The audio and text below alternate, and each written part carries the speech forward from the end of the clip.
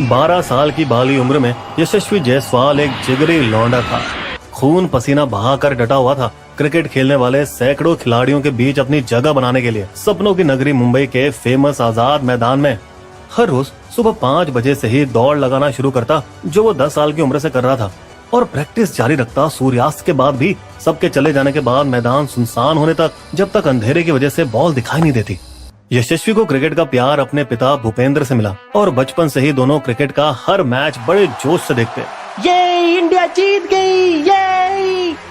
भूपेंद्र ने शुरू से ही यशु में प्रतिभा देखी और हमेशा उसे बढ़ावा दिया। मेरा बेटा बड़ा होकर युवराज की तरह छक्का मारेगा और पापा का नाम रोशन करेगा। पर कैसे पूरा होता सपना? भूपेंद्र की तो सिर्फ छोटी सी पेंट और हार्डवेयर की दुकान थी, यूपी के भदोही जिले के छोटे से सुरियावा गांव में, जिससे उतनी ही कमाई होती जो उनके 6 लोगों के परिवार का मुश्किल से पेट भर पाती, जिसमें 2 बेटे और 2 बेटियां थी। इसलिए उन्होंने उसे मुंबई ले जाने का फैसला किया, अपने बच्चे के सपने को उड़ान देने के लिए। लेकिन उसकी माँ डरती थी उसे इतनी दूर बड़े शहर में भेजने से। अरे कहाँ ले जा रहे हो लल्ला को? कैसे अकेले रहेगा इतनी दूर मेरा मुन्ना? लेकिन वे फिर भी उसे ले गए और दोनों बड़ी उम्मीदों और एक छोटे से बल्ले के साथ 2011 में मुंबई पहुँचे। और यीशु के पिता ने उसे एक तंग झोपड़ी में झुग्गी वाले कस्बे में छोड़ा, जैसे मुंबई में पहली बार अक्सर होता है। फिर अपने जिगर के टुकड़े को अलविदा कहा, क्योंकि उन्हें अपने परिवार के बाकी सदस्यों की देखभाल के लिए घर लौटना था। लेकिन दृढ़ निश्चय पिता दूर घर से ही उसका हौसला बढ़ाते रहे। बेटा यीशु, जो डर गया समझो मर गया। जबकि उसकी माँ अभी भी उसे वापस आने के लिए मनाती रही। क्यों इतनी मुश्किलों में जीना है वहाँ?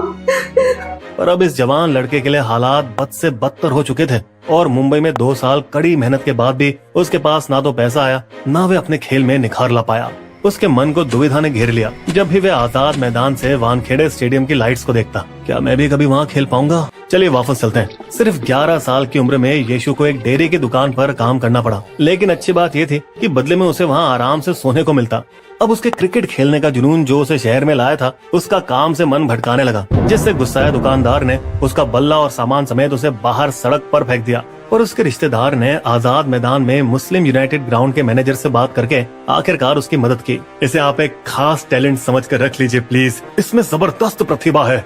और वो तंबू जहाँ मैदान में काम करने वाले और माली रहते थे, मुंबई में यशस्वी का पहला घर बना।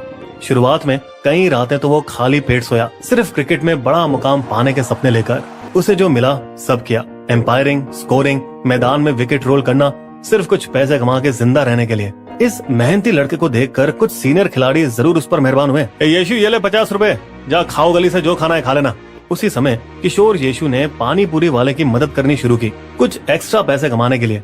भले ही इसकी वजह से उसे थोड़ा शर्मिंदा होना पड़ा अपने टीम के साथियों के सामने। यीशु, एक कवर ड्राइव जैसी चटपटी पानी पूरी खिलाना यार। उसके इस जुनून को देखते हुए कुछ वरिष्ठ खिलाड़ियों ने उसे अपने एक्स्ट्रा दस्ताने, बल्ला या हेलमेट भी दिए।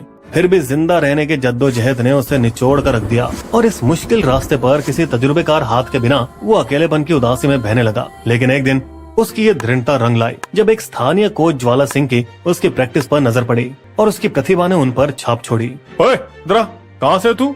Sir, UP. ये शब्द ज्वाला के दिल पर लगे, क्योंकि वो भी 1995 में क्रिकेट खेलने यूपी से मुंबई आए थे, पर सफल नहीं हो पाए क्योंकि उनका साथ देने वाला कोई नहीं था। ज्वाला ने खुद को यशस्वी में देखा और न केवल उसे ट्रेन करने का फैसला लिया, सर और हाथ हमेशा एक लाइन में रहने चाहिए, बल्कि उसके कानूनी संरक्षक भी बने, उसको खाना और सर पर छत दी।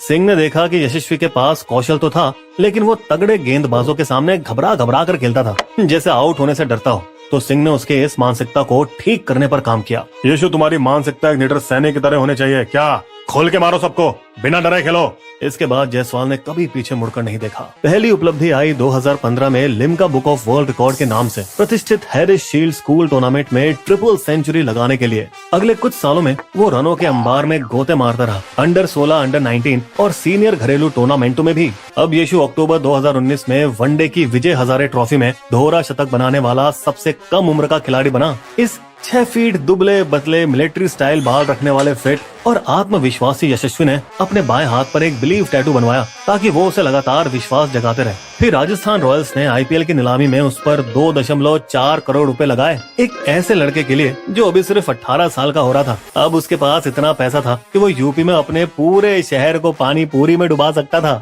हालांकि वो पैसों के लालच से नहीं भगा और उसे गुरु ज्वाला सिंह पर छोड़ दिया। गुरुजी, आप जैसा कहेंगे ना मैं वैसा ही करूंगा। अपनी कला पर ध्यान केंद्रित रखने से वे बेहतर होता गया और उसने कुछ महीनों बाद अंडर-19 विश्व कप में प्लेयर ऑफ द टूर्नामेंट जीता। लेकिन 2020 के अपने पहले आईपीएल में बचपन की समस्या फिर सामने आई, जब दिग्गज खिलाड़ियों की तेज गति से उसकी किल्ली उड़ती रही और उसने 3 मैचों में बामुश्किल 40 रन बनाए। ऐसा लग रहा था जैसे उसके करियर पर पर्दा पड़ने वाला हो, लेकिन उनके बचपन के गुरु ज्वाला सिंह उसकी जिंदगी में फिर आए। धीरज से उसका हाथ पकड़ के वे उसे वापस अपने शहर गोरखपुर ले गए। यीशु की इस खामी को दूर करने के लिए उन्होंने उसे सीमेंट की तेज पिचों पर रॉकेट की गति से फेंकी गई सख्त प्लास्टिक गेंदों से बाउंसर का सामना करवाया। हालांकि ज्यादा श्रेय काफी हद तक राजस्थान रॉयल्स एकेडमी के जुबीन भरूचा को दिया जाना चाहिए, जिन्होंने सही मायने में यशस्वी को एक आधुनिक पेशेवर क्रिकेटर के रूप में ढाला। महाराष्ट्र के ताले गांव में उनकी एकेडमी में उन्होंने यशस्वी को 300 बार एक ही शॉट खिलवाया, दोपहर 2 बजे से रात के 2 बजे तक, जब तक कि उसे महारत न हासिल हो जाए। उसे अलग अलग वजन और साइज के बल्ले और गेंदों से खिलाकर पावर हिटिंग सिखाई, जब तक कि वो हर गेंद को 100 मीटर दूर मारने में काबिल नहीं हुआ। उसे बेसबॉल बैटर की तरह भी बॉल की धुलाई करवाई, उसकी स्ट्राइकिंग पावर को बढ़ाने के लिए। इन सब से उसकी हथेलियों पर दर्दनाक छाले पड़ गए, जिससे बहुत खून भी बहा। लेकिन इस बंदे ने एक बार भी हार नहीं मानी, मेहनत रंग लाई। जब आईपीएल 2022 में उसने अपना पहला player of the match award जीता, जिससे आखिरकार वो खुद पर पूरा भरोसा कर पाया, क्योंकि इस बार उसने अपनी दाहिने हाथ पर ट्रस्ट टैटू बनवाया था। फिर आईपीएल 2023 में यीशु ने अपना असली दम दिखाया, 164 के तूफानी स्ट्राइक रेट से रन बनाकर, जिसकी वजह से उसे emerging player of the season award भी मिला। उसका अपने संघर्ष के दिनों में वानखेड़े में शतक लगाने का सपना भी सच हुआ, जब उसी टूर्नामेंट में उसने अपना पहला आईपीएल शतक 67 गेंदों में 124 रन बनाए। भारतीय क्रिकेट में एक सितारे का जन्म हुआ जब यशस्वी ने टेस्ट डेब्यू पर 171 रन ठोक डाले। वेस्ट इंडीज के खिलाफ उन्हीं की सरजमीन पर कामयाबी से गदगद हुई बाप बेटे की जोड़ी देर रात तक फोन पर रोई। वे खुशी और संघर्ष के आंसू थे। यशस्वी इतने कर्मठ हैं कि उन्होंने पहले से ही भाप लिया था कि इंग्लैंड टेस्ट सीरीज के दौरान उनके दिग्गज जिमी एंडरसन से टक्कर तो पक्का होगी। इसलिए उन्होंने तैयारी में थ्रो डाउन विशेषज्ञों को खास निर्देश दिए। देखिए, आप सिर्फ इस स्पॉट पर बॉल डालना, ये एंडरसन की लाइन है। नतीजा ये हुआ कि इस लौंडे ने उसकी गेंदबाज के साथ जबरदस्त खिलवाड़ किया। तीसरे टेस्ट में छक्कों की हैट्रिक लगाकर ये एक ऐसी सीरीज बन गई थी जो कि यशस्वी के कंधों पर टिकी थी। पूरी बैटिंग लाइनअप की जिम्मेदारी, क्योंकि कई सीनियर खिलाड़ी जैसे कोहली छुट्टी पर थे, पत्नी अनुष्का की किसी भी दिन डिलीवरी की उम्मीद में, केएल राहुल दाहिने क्वाड्रिसेप की चोट से जूझ रहे थे और ऋषभ पंत अभी भी ठीक नहीं हुए थे कार दुर्घटना की घातक चोट से। ये देखना काफी दिलचस्प होगा कि वे इस साल T20 विश्व कप की चुनौती का सामना कैसे करते हैं। हालांकि पूरे करियर में उनको इस बात से आंका जाएगा कि वे दक्षिण अफ्रीका, ऑस्ट्रेलिया, इंग्लैंड और न्यूजीलैंड जैसे मुश्किल देशों में जाकर टेस्ट कैसे खेलेंगे। लेकिन हमारा वर्क हॉर्स इसके लिए डट कर तैयार है। भारत में बस, ऑटो, ट्रेन में चढ़ने से लेकर हर चीज के लिए कड़ी मेहनत करनी पड़ती है। मैंने हर दिन बड़े होते ऐसा किया है, तो मैं हर प्रैक्टिस सेशन और मैच में कड़ी मेहनत करता रहूंगा। कुछ ऐसी मिलती जुलती संघर्ष की कहानी रिंकू सिंह की भी है, जो 8 लोगों के परिवार के साथ 2 तंग कमरों में रहता था, एक गैस सिलेंडर गोदाम के अंदर, यूपी के अलीगढ़ में, जहां उसके पिता घरों में एलपीजी सिलेंडर पहुंचाते थे 12,000 महीने की मामूली तनख्वाह पर। उनका एक बड़ा भाई ऑटो चलाता था, जबकि दूसरा एक कोचिंग सेंटर में छोटी मोटी नौकरी करता था। रिंकू को पढ़ाई में कोई दिलचस्पी नहीं थी, जिस वजह से चिढ़कर उसके पिता कभी कभी उसकी पिटाई भी करते थे। पढ़ेगा नहीं तो करेगा क्या? यहाँ तक कि उसने सफाई कर्मी की नौकरी भी ठुकरा दी जो उसका भाई लाया था। मैं सिर्फ क्रिकेट खेलूंगा। उसका जुनून इतना था कि आखिरकार परिवार को मानना पड़ा और उन्होंने 5 लाख का लोन लिया रिंकू के सपने को पूरा करने के लिए। अब आईपीएल टीम केकेआर द्वारा लिए जाने और फिर भारत के लिए खेलने के बाद परिवार ने न केवल अपना कर्ज चुकाया, बल्कि अब उनके पास एक नया घर और कार भी है। हालांकि उनके पिता ने एलपीजी कंपनी में काम करना जारी रखा। पहले रिंकू के पिता के बॉस उसके साथ बहुत बुरा बर्ताव करते थे, लेकिन अब औकात में रहने लगे। साहब, रिंकू कैसा है? हमें उस पर बहुत गर्व है। एक और दिल छू लेने वाली कहानी है तेज गेंदबाज मुकेश कुमार की, जो साइकिल पर अपने गांव काकरकुंड से 30 किलोमीटर दूर बिहार के गोपालगंज में एक क्रिकेट एकेडमी जाता था। वो सीआरपीएफ में भर्ती होने जा रहा था और उसने लिखित परीक्षा भी पास कर ली थी, लेकिन विडंबना है कि उसे फिटनेस टेस्ट से नकार दिया गया। बाद में उन्हें कुपोषित भी करार दिया गया, क्योंकि उन्हें बॉन इडिमा हो गया था, यानी घुटनों में जरूरत से ज्यादा फ्लूइड से सूजन। 2012 में वो कोलकाता गया अपने पिता की छोटी सी टैक्सी बिजनेस में मदद करने, जो कि मुश्किल समय से गुजर रहा था। लेकिन वहाँ भी उसने अपने दिल की सुनी और साथ में लोकल लीग मैच खेलना शुरू किया। किस्मत ने उसका साथ दिया जब उसने 2014 में कैप के ट्रायल में हिस्सा लिया, क्योंकि वहाँ पूर्व पाकिस्तानी क्रिकेटर वकार यूनिस को वो पसंद आए और उन्हें चुना। इसी दौरान एसोसिएशन ने उसकी काफी मदद की, MRI करवाया और यहाँ तक कि उन्हें अपने छात्रावास में रहने भी दिया।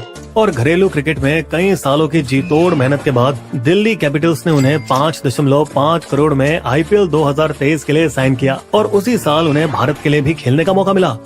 एक और ऐसी कहानी जिसमें मोहम्मद सिराज के दिवंगत पिता ऑटो रिक्शा चलाते थे और माँ घरों में काम करती थी, फिर भी परिवार का गुजारा मुश्किल से चलता था। सिराज को 19 साल की उम्र तक चप्पल में गेंदबाजी करनी पड़ी थी, उसके बाद ही वो स्पाइक जूतों की जोड़ी खरीद पाए। पर जल्द ही उनके करियर को पंख लग गए जब RCB ने उन्हें 2.6 करोड़ रुपए में खरीदा 2018 IPL में। उनके पिता का 2020 में हैदराबाद में देहांत हो गया जब वे भारत के ऑस्ट्रेलिया के दौरे पर क्वारंटाइन में थे, लेकिन वो अपने पिता के सपने को पूरा करने के लिए पूरे जोश के साथ खेला और भारत के सबसे ज्यादा विकेट 13 चटकाने वाले गेंदबाज बने उस ऐतिहासिक टेस्ट जीत 2-1 में। दोस्तों, यही वो कहानियां हैं जो एक सच्चे भारतीय क्रिकेट फैंस को एकजुट कर दिलों को पिघला देती है।